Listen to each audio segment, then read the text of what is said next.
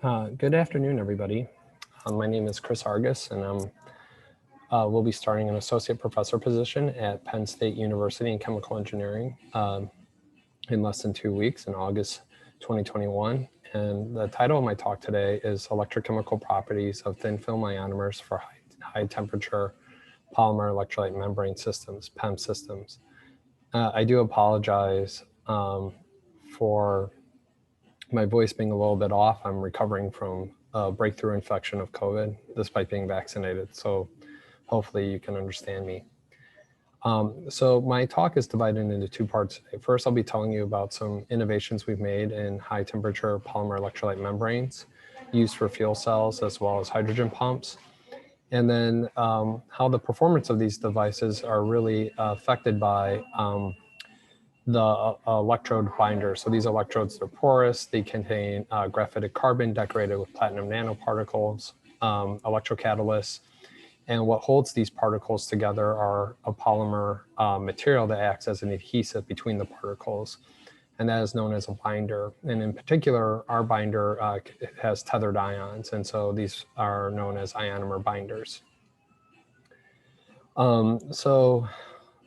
Central to reducing greenhouse gases and dealing with climate disruption is electrification of transport. And it seems very clear now that in the foreseeable future, we will probably be owning electric vehicles. So General Motors has committed to have all their vehicles be electric by 2035. Tesla is a startup company focused on battery electric vehicles.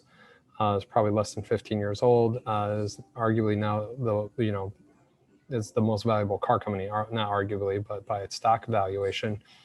And then, though some people may argue that fuel cells don't really have a place for light duty vehicles such as sedans, but Toyota is still committed to this technology. And I'll be making a case today why fuel cell electric vehicles are really the right type of electric vehicle platform for larger vehicles such as heavy duty vehicles. But one advantage fuel cell electric vehicles have over battery electric vehicles is that they can refill very quickly and they have a longer range. And so if you're on the road a lot and have to go long distances or like to go on vacation a lot with your vehicle, fuel cell electric vehicle is probably the vehicle for you. So, when does a battery electric vehicle make sense and when does a fuel cell electric vehicle make sense?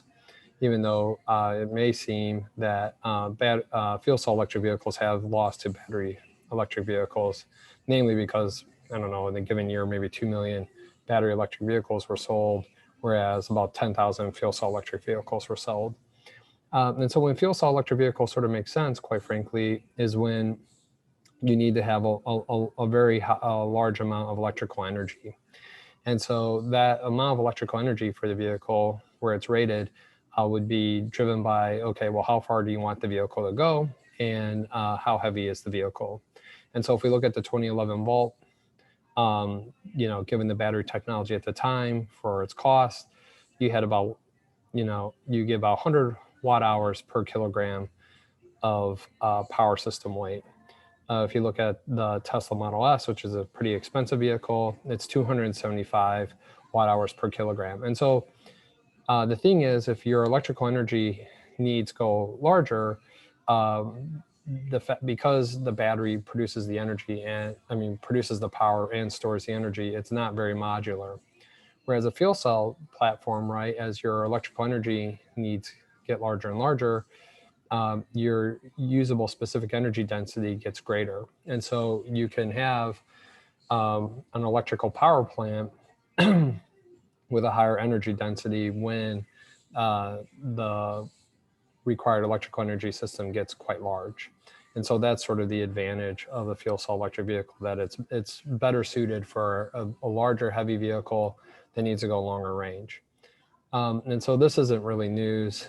This is 2010 perspective by General Motors, Fred Wagner, Mark Mathias. At that time, we're making the case for continued investment in battery electric vehicle and fuel cell electric vehicle technology. And they sort of predicted that potentially a future scenario may arise where batteries would find their utility in small cars for shorter trips, while fuel cells are more advantageous for larger vehicles and longer trips. And I've been talking about a fuel cell for quite a while now, but I haven't really illustrated to you what this device is. So it's an electrochemical device. So you have two electrodes separated by an electrolyte. This electrolyte happens to be a proton exchange membrane. They tend to be polymeric membranes, very thin. Your hydrogen fuel comes to the anode. It's electrochemically oxidized into 2 electrons and 2 protons. The membrane here, the electrolyte membrane, is electron insulating, so the electrons move around the circuit. They meet up with oxygen and the protons to do oxygen reduction to water. And the potential difference, the cathode minus the anode, would give you your cell voltage. So at open circuit, roughly each cell gives you about 1 volt. And then how these systems sort of work in practice is that if you stack several cells together, the voltage becomes additive. And then if you place a few stacks in parallel with each other, the current becomes additive. And so these are sort of modular systems. You can tailor them to the voltage and current that you want. And the voltage times current gives you the power, which is the rate at which we do work. And so as you put more of these cells together and stack them up, they're part of a byproduct of doing these electrochemical reactions is some heat generation. And if this heat isn't managed appropriately, it can cause catastrophic failure in the cell, and I'll tell you about that on the next slide. And so to manage the heat within the fuel cell power plant, we need to use a radiator that passes coolant to maintain the temperature. Well, I'll tell you that on the next slide, why, or 2 slides from now, why this heat problem is a challenge, especially for heavy-duty vehicles. And so what I was saying about, our normal battery electric vehicle, like a small vehicle, right? We have a power plant of 80 to 200 kilowatts. Maybe like the Toyota Mirai is about 110 kilowatt power plant. But then as we go to heavy duty vehicles like long haul trucks or aircraft or ocean liners, right? You can see that the power plant has much higher power, right? 400 kilowatts or somewhere on the order of a megawatt, right? And so 1 horsepower is equal to 0.75 kilowatts for those people here who like the English units. And so what happens is these power plants get larger, the heat management gets very complex, or if you have to maintain a certain temperature. If you operate at a higher temperature, then the heat management and the water management within the stack is simplified. And one other thing to bear in mind is that as you go to larger power plants, the operating costs, because these vehicles are used continuously and used for many, many miles, outweigh the capital costs. And so you can actually tolerate a fuel cell stack that would have more platinum catalysts in it because the economics aren't hurt so much by the capital costs, but it's more about the continued fuel costs for the transportation. And so actually, when you go to a heavy duty vehicle, you're really interested in operating at a higher fuel efficiency. And then the cost constraint, the capital cost, is not as severe. So ultimately, DOE wants this value to be $35 per kilowatt for like an LDV. Today, it's about $55 per kilowatt, assuming, I don't know, maybe 250,000 or 500,000 fuel cell stacks are produced a year.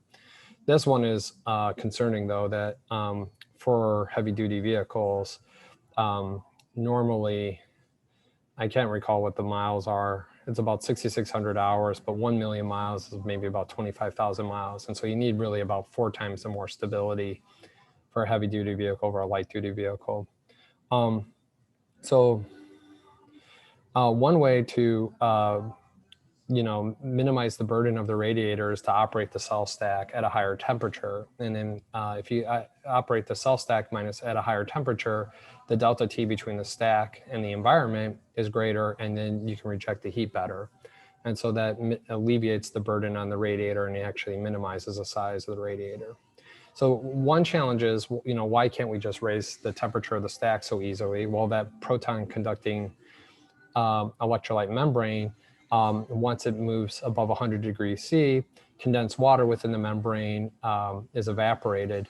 And that condensed water is central to mediating proton conduction. And so you have PEM dehydration and as such as your proton conductivity plummets, and then your ohmic overpotential, this is the voltage penalty you take on the cell, skyrockets, right? So your ohmic overpotential is inversely proportional to conductivity. So if your conductivity goes down, your ohmic overpotential goes up. And so the membrane thickness divided by the membrane conductivity, that gives you your R value here, known as area specific resistance. And I is how much current you're pushing through the cell. So what we've done sort of in my previous institution, LSU, and what we'll continue to do at Penn State, we've invented a new high temperature PEM-based membrane that blends polybenzylimidazole with a polycation. Here is quaternary benzylpyridinium polysulfone imbibed with phosphoric acid. And because you have these tethered cation groups in here, you can anchor these phosphoric acid groups in here and operate at temperatures that are much higher than what you would find with traditional HT-PEMs based on PBI alone. And so, for instance, we know we can conduct this membrane up to 240 degrees C, cool it back down to negative 70 C, heat it back up, cool it back down, and retain the conductivity. Has a very high conductivity, you know, over 200 millisiemens per centimeter after thermal cycling. We can hold it at 220 degrees C, which is a very challenging temperature. It's very stable. Conversely, if we expose it to humidified vapor, in PBI alone, normally what would happen, the water vapor would supplant the phosphoric acid and you know, take out that electrolyte and cause a loss in conductivity. But because of these electrostatic interactions between the dihydrogen and phosphate and the quaternary ammonium, it retains the phosphoric acid. And we've shown that we can, this membrane has been stable over 100 hours at 200 degrees C in a fuel cell. And so I won't elaborate too much on this slide. This sort of just shows how we prepare these membranes. It's not so intuitive. Basically, you have to blend the precursor, not the polycation, chloromethylated polysulfone with the PBI. If you take the polycation with the PBI and try mixing it, it just gels up. But if you take these two polymers and DMAC, you can mix nice stable solutions. You can drop cast them, make these nice flexible membranes. We then substitute the chloromethyl groups with pyridine to make the pyridinium. We've substantiated that these chloromethyl groups don't alkylate the benzylimidazole and PBI. And then after this, we imbibe that membrane with phosphoric acid to arrive at our HT-PEM. And this work was done by Gokul Venugopal, former PhD student of mine who's now a postdoc at NROM. And hopefully we're working with a commercial membrane manufacturer named Exergy in Delaware. We'll have a commercial membrane on the market in the near future. So in the fuel cell device, you know, the fuel cell performance, right, was not great, but promising. You know, we got near 700 milliwatts per centimeter squared with pure hydrogen and oxygen. We could operate on, you know, 75% hydrogen, 25% CO, largely at the higher temperature. The CO poisoning on platinum isn't so catastrophic, and then actually remove the CO, it restores, the performance is restored. But when we compare this fuel cell result versus like an LT, low temperature proton exchange membrane commercial variant with Nafion, right, made by DuPont, and lower catalyst loadings than what we have here, we, you know, we can get much higher power density, up to 2 watts per centimeter squared. So this is baseline data collected in my lab. And so as promising as this is, it's still not that great. But people have shown that they can do better. We were encouraged to work on in this area by Los Alamos National Lab, by Dr. Yoosung Kim's group. And what they did is that they had a binder similar to ours where they take a polycation and dope it with phosphoric acid. So this binder is this adhesive I told you about early on. It holds these graphitic carbon particles, decorated platinum electrocatalysts together. And they hold this porous electrode together. So you have gas transport, you have electron transport, but then the binder can take the protons that are generated here by hydrogen oxidation and move them to the membrane. And conversely, the binder on the cathode side can take those protons for the oxygen proton coupled electron transfer reaction, so oxygen reduction reaction. So what Los Alamos did is like, okay, they changed this binder material with this one. They've eliminated the liquid acid in the polymer. And by doing that, they were able to, you know, double their power density within a very short period of time. And so what we wanted to do in our group is to try the same thing, but even understand these binders a little bit more deeply and why does this tend to be the case. So we weren't too sure that we can make this polytetrafluorostyrene phosphonic acid, PTFSA-PA material, but it turns out it's actually not that hard to make. And to sort of hedge that risk, we took polyvinyl benzoyl chloride and phosphonated that with a phosphite, and then we hydrolyzed the phosphite to make phosphonic acid. And so we ended up with 2 phosphonic acid ionomer materials that we substantiated through acid-base titration and 31P NMR. What we sort of demonstrate here is this polystyrene, tetrafluorostyrene phosphonic acid. So we don't phosphonate all the pentafluorostyrene groups, but most of them, maybe like 70%, that this binder here is stable up to 300 degrees C via TGA, and it has very good proton conductivity. It matches our other binder material. Whereas this guy right here, the polyvinyl benzoyl phosphonic acid, was less stable and had very poor conductivity. So we decided not to work on that material anymore. And so when we've, very similar to Los Alamos, when we switched from this acid and been polycation to polytetrafluorostyrene phosphonic acid, we also increased our power density by quite a bit, but not double.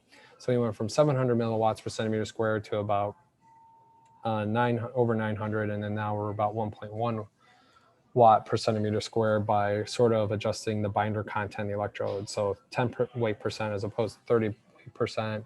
And then how much back pressure we put on the cathode side versus the anode. And we also changed the binder loading a little bit, or the electrocatalyst loading, excuse me, as well. But I mean, the great thing about it is that we can get to like competitive power densities now with our HT-PEM and binder material. And so this, now what I really want to transition is, okay, why is it important for our community to really study binder materials? And for the longest time, people had used the same membrane chemistry. So they would use Nafion membrane and Nafion binder in the electrode, but the membrane and binder required properties are not necessarily the same. They do have some shared overlap. They should have high ionic conductivity. They should be chemically and thermally stable. And they shouldn't swell excessively in the presence of water. But the membrane really needs to be mechanically robust. It needs to separate the 2 electrodes, maintain back pressure. It should be have low gas permeability. You don't want hydrogen and oxygen gas crossover because that leads to mix-over potentials, and it needs to be electron insulating. The binder, on the other hand, you actually want good gas permeability. You want that gas to diffuse through the binder and get to the electrocatalyst surface. You don't want the ionic groups or other moieties within the polymer chemistry to really interact with the electrocatalyst surface, to really block the active sites. And furthermore, if the binder were electrically conductive, that would be an advantage. You don't need it to necessarily be electron insulating. And so General Motors in 2016 had talked about really to get fuel cells at high power density with lower platinum catalyst loadings, argued that you needed to improve this binder electrocatalyst interface. And so like if you could have a new binder that was like porous, like Swiss cheese, that would promote gas transport, that would be advantageous. And you'd have fewer ionic groups that would absorb to the surface. And so just to, Karen Moore at Oak Ridge National Lab, this is a very fancy STEM image of the binder covering the electrocatalyst film here. This is Nafion. And we're going to be studying these things as thin films in the subsequent slides, but bear in mind that these porous electrodes, this is a tomography image showing how complex they are, filled with water. And so even though we're going to be studying them as thin films on these interdigitated electrodes, like these very idealized systems, bear in mind that it is a very complex structure. So how we test these things, we fabricate interdigitated electrodes using optical lithography in a nanofabrication facility. We then spin coat these polymer electrolytes on these interdigitated as a thin film. We load them into this custom built environmental chamber that we can fill with gases, control temperature, control humidity. And we do electrochemical impedance spectroscopy to extract the film resistance and estimate the film conductivity. And so PTFS-PA doesn't have any liquid phosphoric acid, but it has a fairly high ionic conductivity, something very similar to the polycation phosphoric acid. So though ionic conductivity is really interesting, and I've been studying that for quite a while, from time as a PhD and postdoc, but now as independent PI, what I realized is that conductivity, as important as it is, what's really needs to be understood is, well, how does the binder affect the electrocatalyst utilization, right? How does it affect the reaction kinetics within the electrode, as well as promote gas transport? And then how can we do these measurements, say, without doing a rotating disc electrode, where we're not using liquid supporting electrolyte, and where we don't have to fabricate membrane electrode assemblies and then sort of break down all the sorts of resistances to sort of infer how the binder is affecting performance. And so we've done some modeling work with Luis Burchino-Mena, who I sort of co-advised with my collaborator, Professor Jose Ramanoli, who's an expert in process systems engineering. And so why we're really interested in reaction kinetics and gas transport is because ionic conductivity often has a relatively small impact on fuel cell performance. And so if we look at our polarization curve, we could say, okay, about 1.1 volts at this temperature, this is sort of the open circuit potential is informed by the thermodynamics, the change in Gibbs free energy, and then it can be adjusted by knowing the Nernst equation by the partial pressure of hydrogen and oxygen within the cell. And then what we really want to do is get this black line you see right here. We want this black line to move as high as we can up here to the upper right-hand corner, because that's the amount of electrical energy we can extract from the cell. So that's the power integrated with respect to time. This pole curve is a steady state curve between voltage and current. So more polarization, this black line moves further down, and then those resistances are, we lose the energy to heat, which is what we don't want to do, and that's represented by this integral up here. And so when we pull a small amount of current from the cell, this purple region, we see a substantial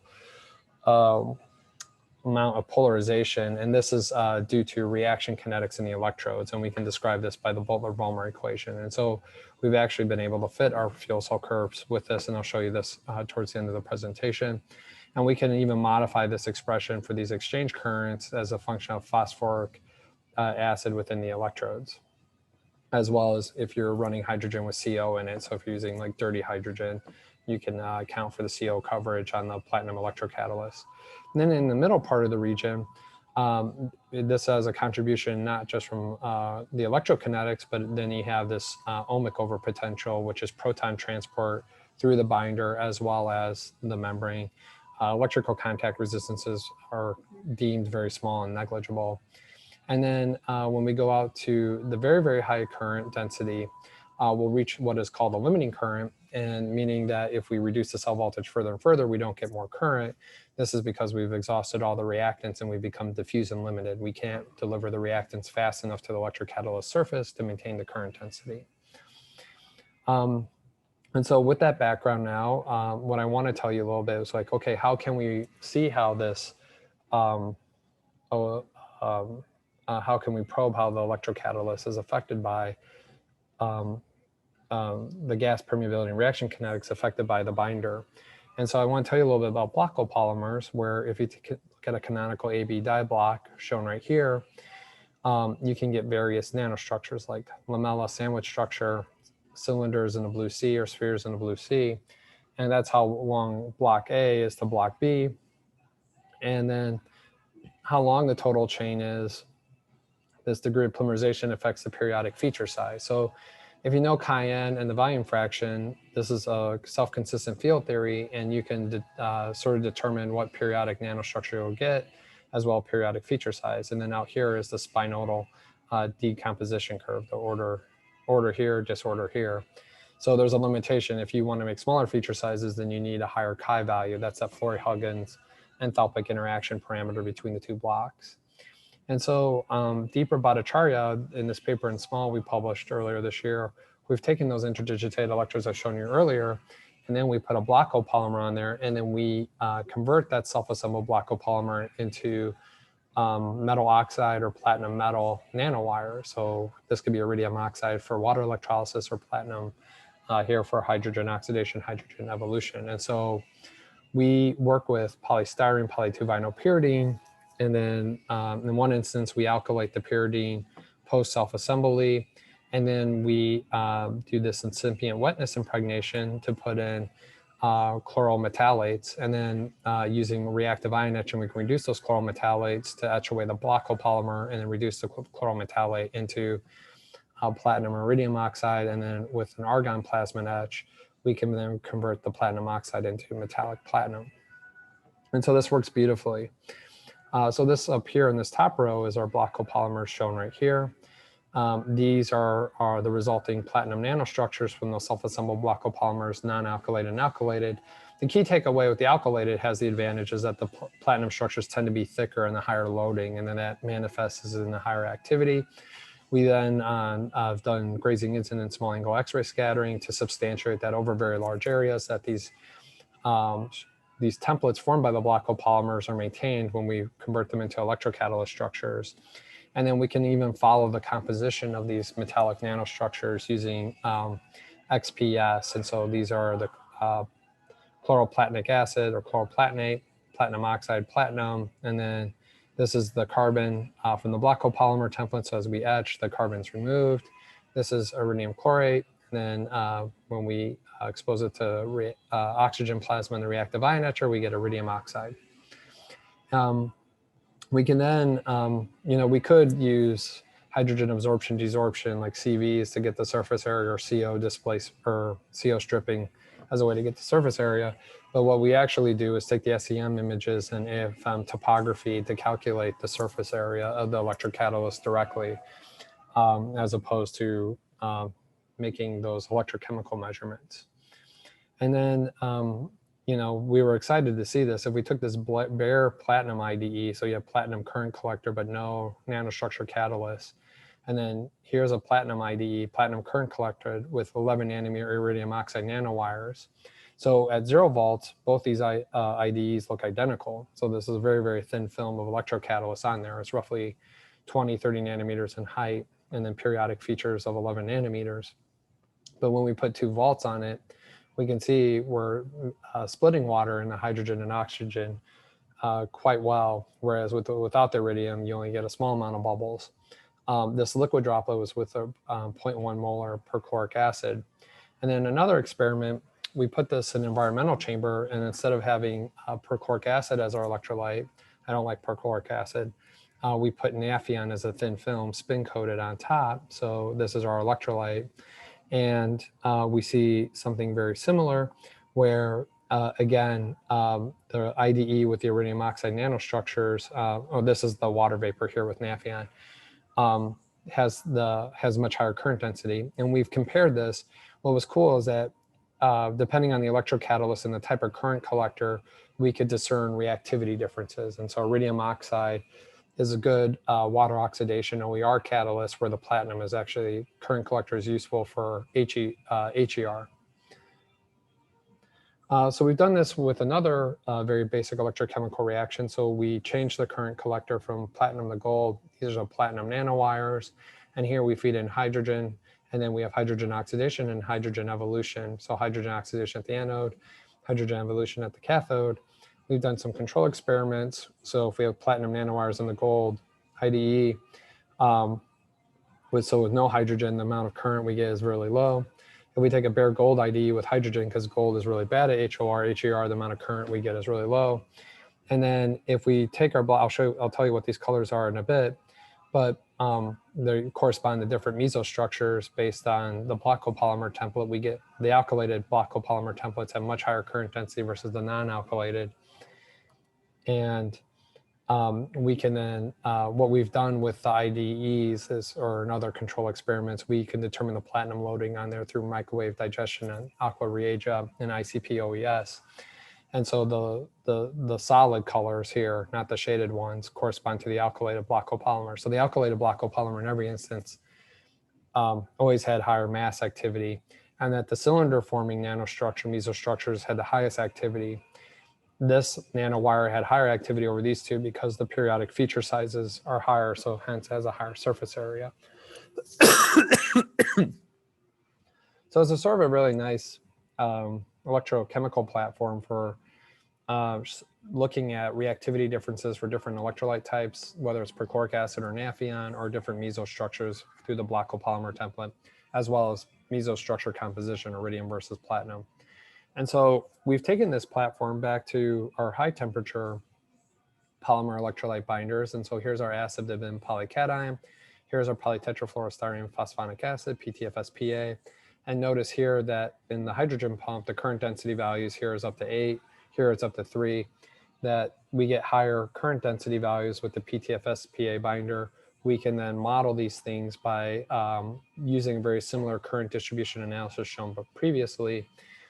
And it's really the removal of this phosphoric acid that leads to better kinetics and gas permeability. And so in the linear portions of these regimes, we can use this current distribution analysis to estimate the exchange current density. And so this PTFS-PA, as you can see here, the exchange current density is higher. That's a proxy for the reaction rate coefficient, and it increases more with increasing temperature. And then if we look at the limiting current, which is this where you have this concentration polarization, mass transfer occurring, you can use this to estimate the permeability of hydrogen through the material. And again, the hydrogen permeability through PTFS-PA, because it doesn't have any liquid phosphoric acid in the polymer, is quite higher, and it improves more with increasing temperature.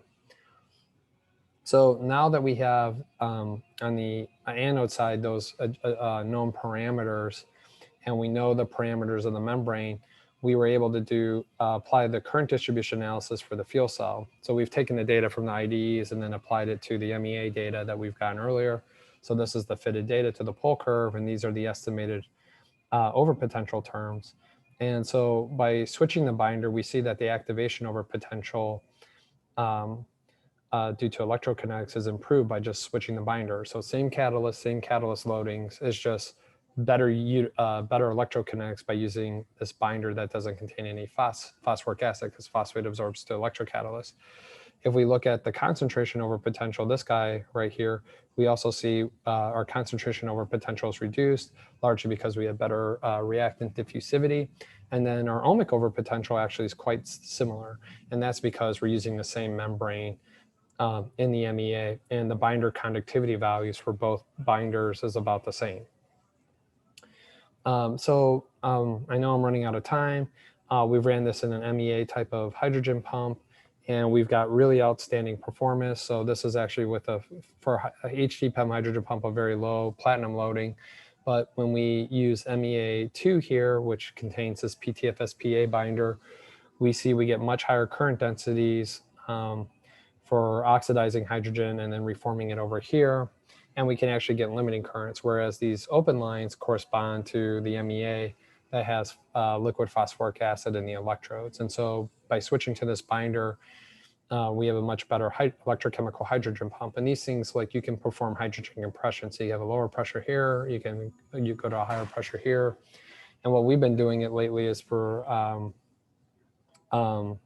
hydrogen separations. That'll be a slide from now. But the other important thing is that we correspond the MEA hydrogen pump electrolyzer data with the IDE data. And the key takeaway here, as well as the exchange current value, but this is normalized to the platinum loading in the system. And the values aren't identical, but the trends are correct. So like whatever value, we sort of get in the IDE, it scales pretty well in the MEA. And it gets in within a factor of 2 to 4 for permeability and within an order of magnitude for exchange current. And so our argument is that you can use these IDEs, which use 100 times less PGM, a small amount of binder, and they don't require bulk membrane and cell testing hardware to sort of down select promising new binder materials for MEAs. And so I'll leave on this note. What we've done now is that we can feed into the anode very challenging hydrogen mixtures with large CO contents, and we can make pure hydrogen at the cathode.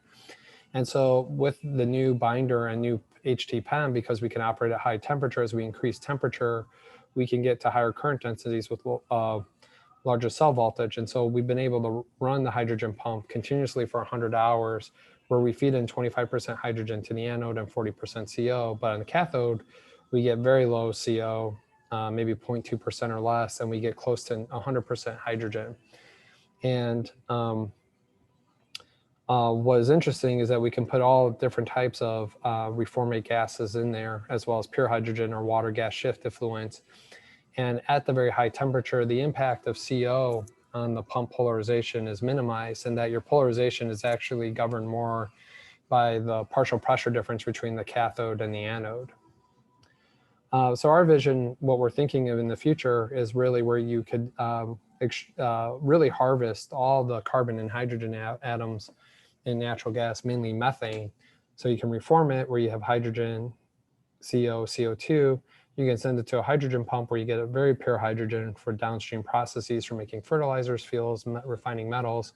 You can take this CO and CO2. So another thing we work on in my group are anion exchange bipolar membranes for CO-CO2 electrolysis, and then convert the CO and CO2 into ethylene and other value-added carbon products for making, say, plastics and surfactants.